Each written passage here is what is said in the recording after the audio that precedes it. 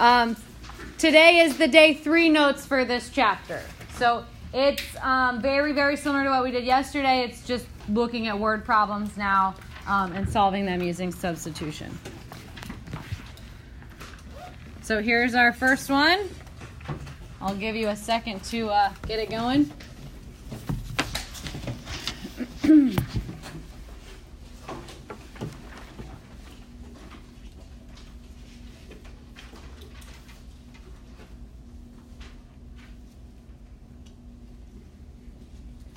All right, so the sum of two numbers is 5. The larger number exceeds the smaller number by 14. Find the numbers. Okay, so what does sum mean? Add. So when I have two numbers, the first thing I want to do is add them. Well, before you can add them, you need to do your let statement. So I'm going to let x equal one of the numbers and y equals one of the numbers.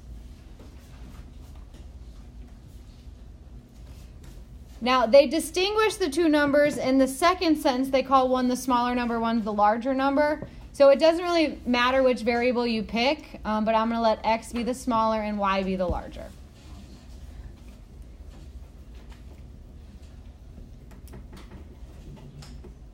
Does anyone think they have one of the equations? Yes, ma'am. X plus y equals 5. Very good. Sum means add. So when you add these two numbers, you get a 5.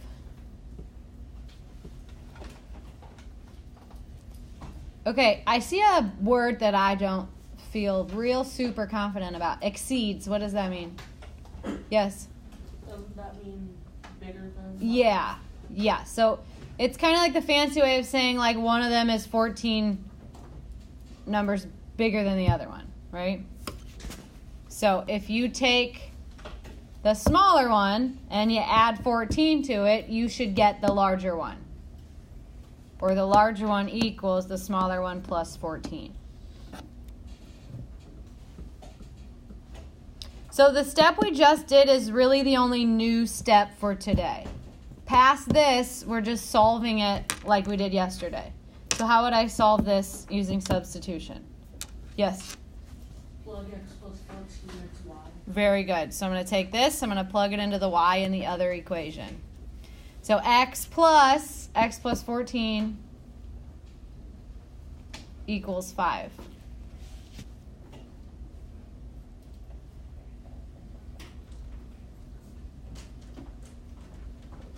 All right, what's x plus x? 2x. Then what? Subtract 14 from both sides. Good.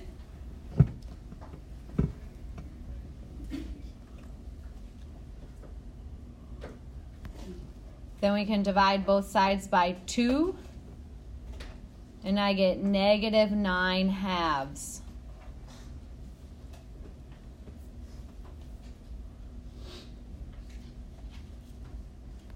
Now what? Plug x, do 9 halves, negative 9 halves plus 14. Yeah, y is already isolated in the original second equation, so if I plug negative 9 halves in for the x, that'll be the easiest spot.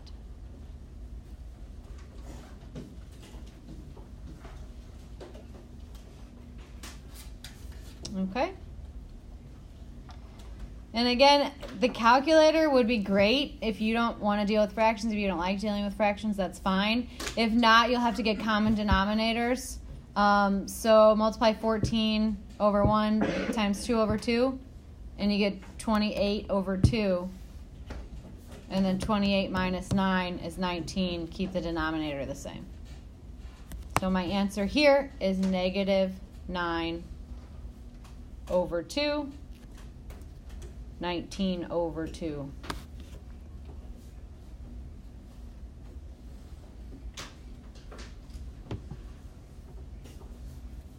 Yes? So is this an ordered pair or? I was actually just thinking that myself, that I was really tempted to put these there. If you put them there, that's fine. Yeah, if you put them there, it's fine. We're not really talking about graphs here. It's just a word problem. But yeah, if you put the ordered pair there, that would be fine. If you put it in parentheses, great. If you don't, that's fine too.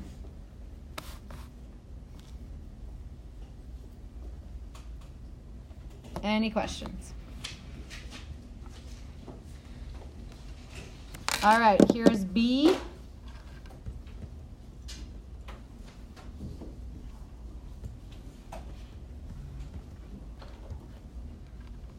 All right, so a pet shop sold 23 animals in 1 week. There were puppies and kittens. They sold 9 more puppies than kittens. How many of each did they sell? So what are the two things I'm talking about? Puppies and kittens. So I am going to let P stand for the number of puppies. Don't put P equals puppies, okay? Because it's not like we're talking about like Chihuahuas and Boston Terrier. You know, like it's not the type of puppy. It's the number of puppies. You need to have the word number in there. P represents a number. It doesn't represent an actual puppy. Yes? Is it okay if you change it to X? Sure. If you want to use an X, that's fine. All right, and then K, don't put K equals kittens. My answer is not going to be a picture of a cat. It's the number of kittens. Your answer is a number. All right, does anyone think they have an equation?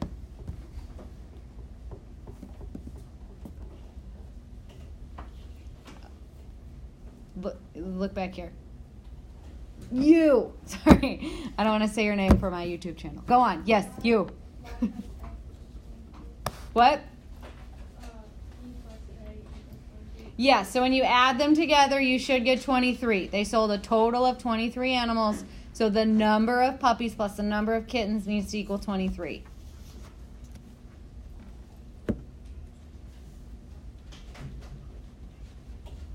All right, they sold 9 more puppies than kittens. So which one was there more of, puppies or kittens?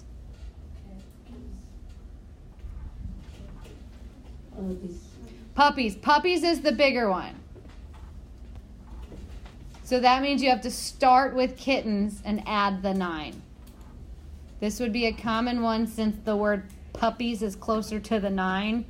Students would often put P plus 9. But you have to start with the kitten number and add 9 to that to make the puppy number. Okay? Kind of a tricky thing. Again, you heard me do the process out loud to myself. I think which one's bigger?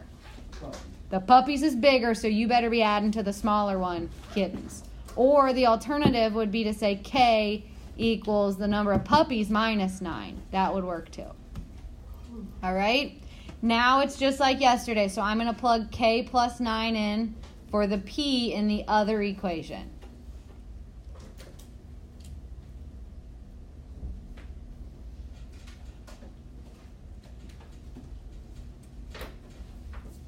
So that's going to be 2K plus 9 equals 23.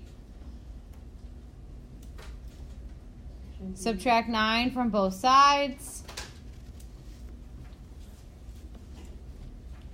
And then divide both sides by 2. K equals 7. Where should I put the 7? Yeah, back into the P equals K plus 9. So P equals 7 plus 9. And 7 plus 9 is 16. This is where I would stop and double check, like does one number, is it actually 9 more than the other?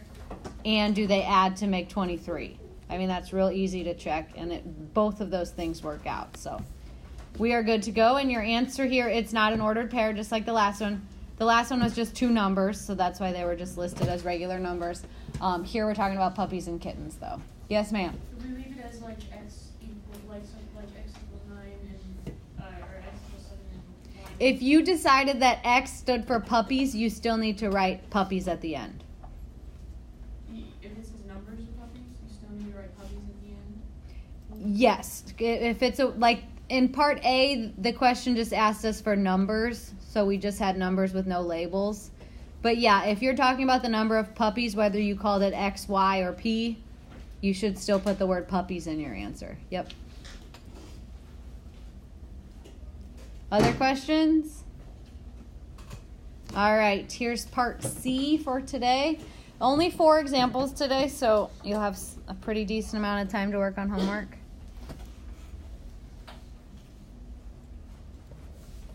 A bank excuse me.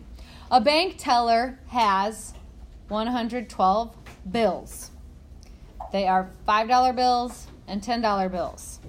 He has a total of $720. How many of each bill does he have? What's the first thing I need to do?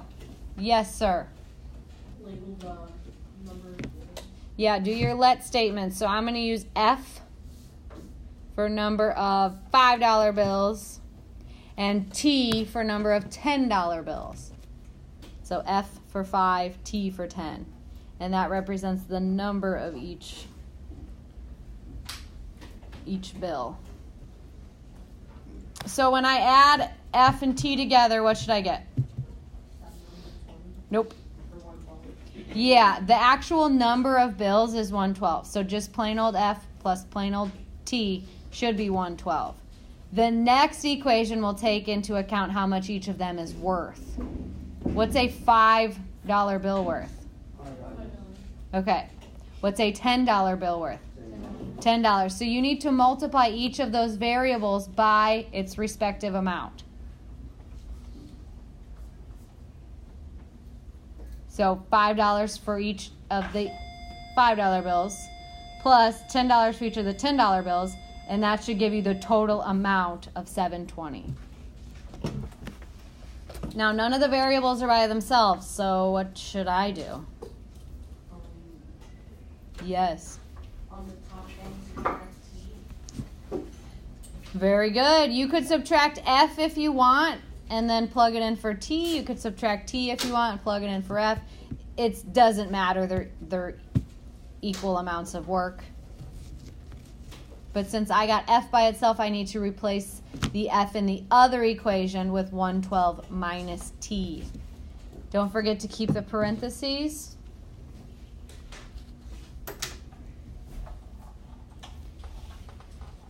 Yes, ma'am? I'm confused. How did we get to Which part? that? So I got 5F plus 10T equals 720, but how did we get F equals? So I solved for this F. I got to get one of the variables all by itself so I can plug it into the other equation. So I just randomly, you can pick which one to get alone. They're equally as difficult here. But to get this F by itself, I would have to subtract T from both sides. So I did 112 minus T. Okay. Now you can distribute the 5. So 5 times 112 is 560 minus 5T plus 10T equals 720. Then what? Combine like terms. That's a negative 5T plus 10T, which is positive 5T.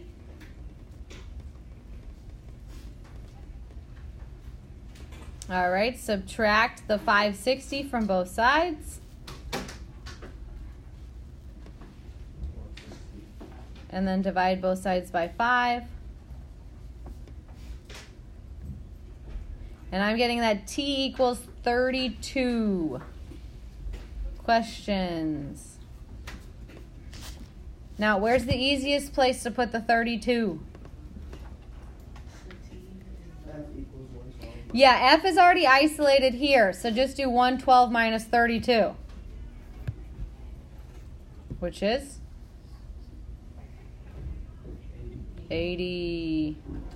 So that means I have 32 $10 bills and 80 $5 bills.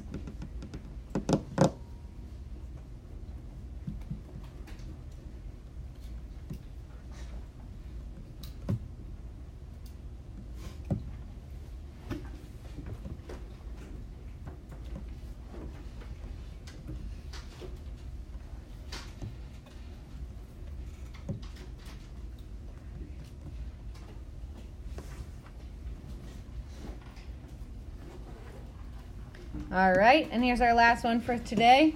I'm actually going to give you a couple minutes. I want you to give it a shot, and then we'll compare what we've come up with. Yes? I let X equal nickels and Y equal dimes. Okay, so she let X be the number of nickels and Y be the number of dimes. I used N's and D's. Everything else should be the same. Okay? All right, and what'd you do with your X's and Y's? I did X plus Y equals 20. Okay, so there's 20 total coins. So X plus Y should equal 20. In my case, N plus D equals 20. Perfect. Then what'd you do? And then I did 5N plus 10D equals 1.75. Okay, so if you're going to do 5N and 10D, then you would need to make this 175 because you have everything in terms of the cents. If you're going to keep this 1.75, then you need to write the value of nickels and the value of dimes in term of dollars. So you'd need 0.05 and 0.10. Does that make sense? Yeah. You get rid of all the decimals or you can keep them all decimals. You got to go one or the other. So if you did cents, it'd be 5 times the nickels, 10 times the die, 175 cents. I'm doing it in terms of dollars. So $0.05, $0.10, and $1.75. All in terms of dollars. Okay?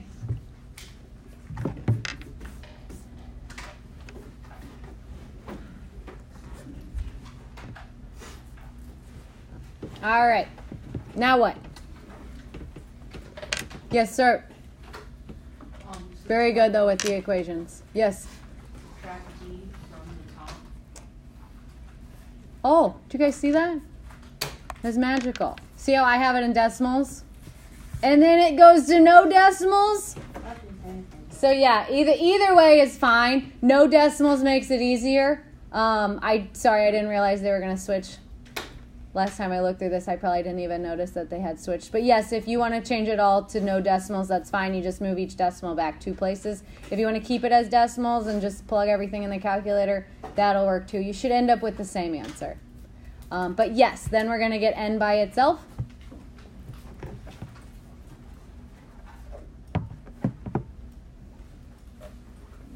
All right, and then plug 20 minus D in for the N in the other equation.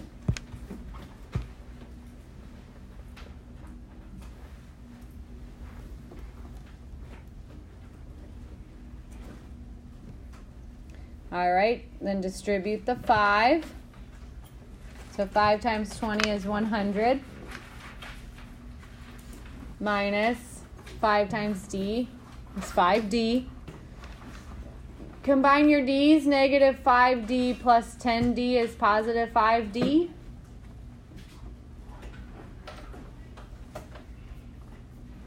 And then subtract 100D from both sides. You get 5D equals 75.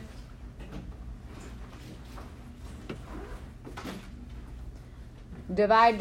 What does D equal? 15. How many of you got 15 when you did this on your own? About half of you? Did the rest of you get stuck with the decimals, or what happened? The decimals were going to turn it negative, and then it was going to be a negative, like y, or it was just going to be negative no matter what you did, but you can't just not have a point. Negative. Okay, so the statement was that keeping the decimals made the answer negative. So you would have had 0.05 and like this. Yeah. Let's investigate that.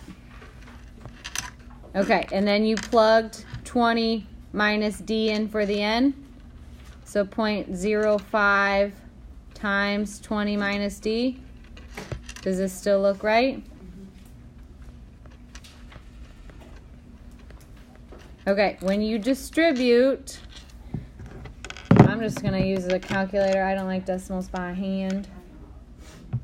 So 0.05 times 20 is 1.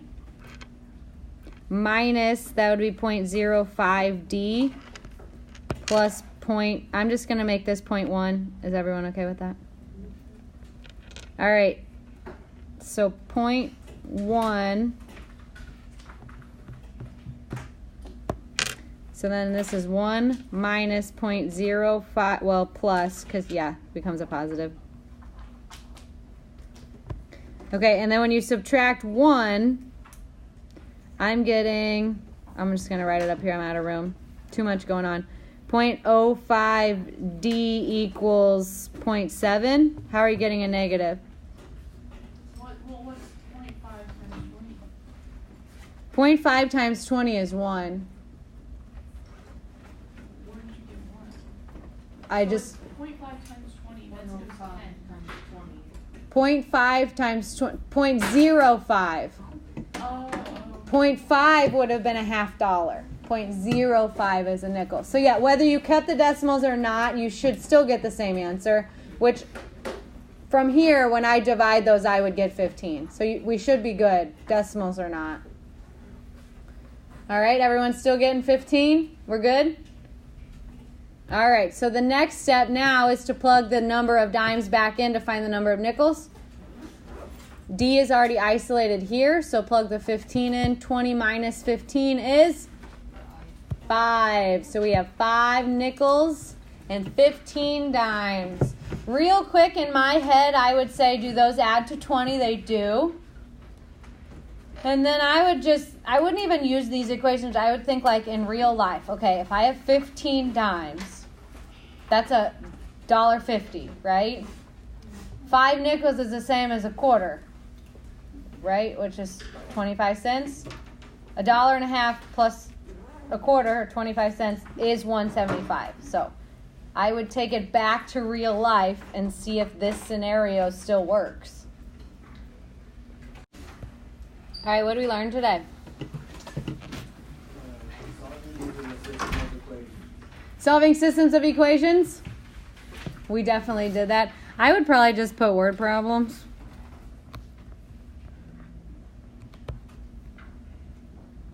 So maybe word problems with systems would be a good way to sum this up. All right, so I'm going to pass out your homework. Tomorrow we're going to learn the third method for solving systems, and then we're actually done with Chapter 9. We're going to start reviewing on Friday.